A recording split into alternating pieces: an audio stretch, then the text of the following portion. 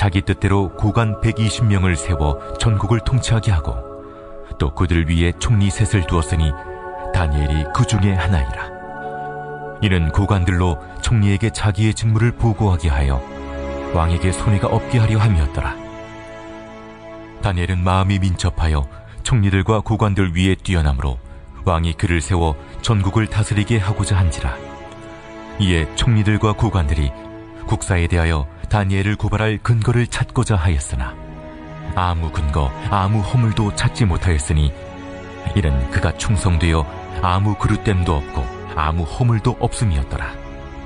그들이 이르되 이 다니엘은 그 하나님의 율법에서 근거를 찾지 못하면 그를 고발할 수 없으리라. 이에 총리들과 고관들이 모여 왕에게 나아가서 그에게 말하되 다리오 왕이여 만수무강하옵소서. 나라의 모든 총리와 지사와 총독과 법관과 관원이 의논하고 왕에게 한 법률을 세우며 한 금령을 정하실 것을 구하나이다. 왕이여, 그것은 곧 이제부터 30일 동안에 누구든지 왕외의 어떤 신에게나 사람에게 무엇을 구하면 사자굴에 던져넣기로 한 것이니이다. 그런즉 왕이여, 원하건대 금령을 세우시고 그 조서에 왕의 도장을 찍어 메대와 바사에 고치지 아니하는 규례를 따라 그것을 다시 고치지 못하게 하옵소서. 이에 다리오 왕이 조서에 왕의 도장을 찍어 금령을 내니라.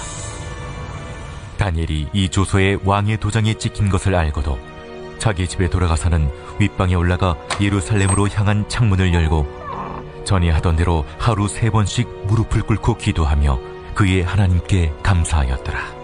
하나님과 가까워지기 다니엘의 정식기도 첫날 아침을 맞이했습니다. 오늘도 주의 평강과 은혜가 함께 참여한 온 교우들에게 함께하기를 주님의 이름으로 축복합니다. 이 다니엘은 포로 출신이었습니다. 바벨론과 메대, 더 나아가서 페르시아까지 왕궁의 관료로서 70년을 일할 만큼 탁월하고 뛰어난 인물이었습니다. 물론 여기에는 그만한 이유가 있었을 겁니다.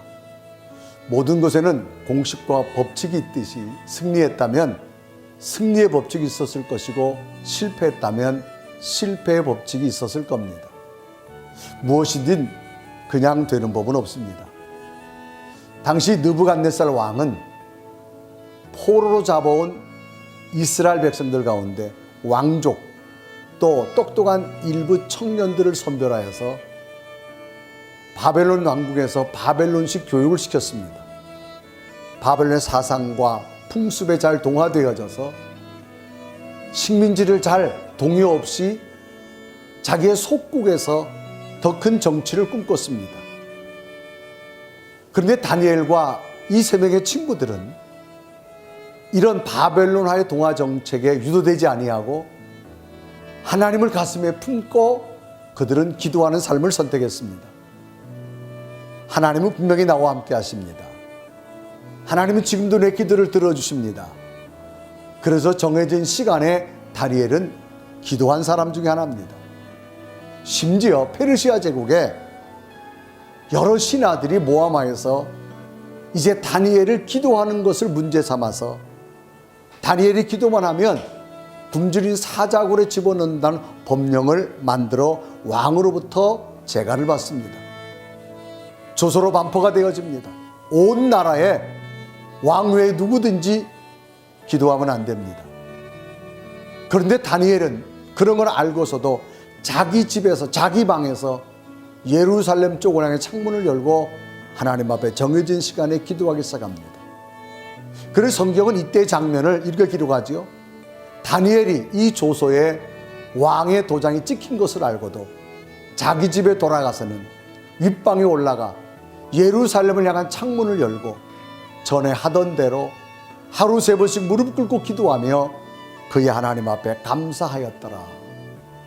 그런데 놀랍게도 그 다니엘의 정해진 시간의 기도는 하나님의 역사가 나타나서 오히려 다니엘을 모함해서 죽이려 했던 그 신하들이 오히려 죽음을 결과를 맞이하게 되는 엄청난 비극의 역사가 나타났고, 하나님께서는 기도한 다니엘을 통하여서 바벨론 페르시아 제국까지 위대한 인물로 하나님께서 세워진 사람으로 세워주시는 것을 봅니다.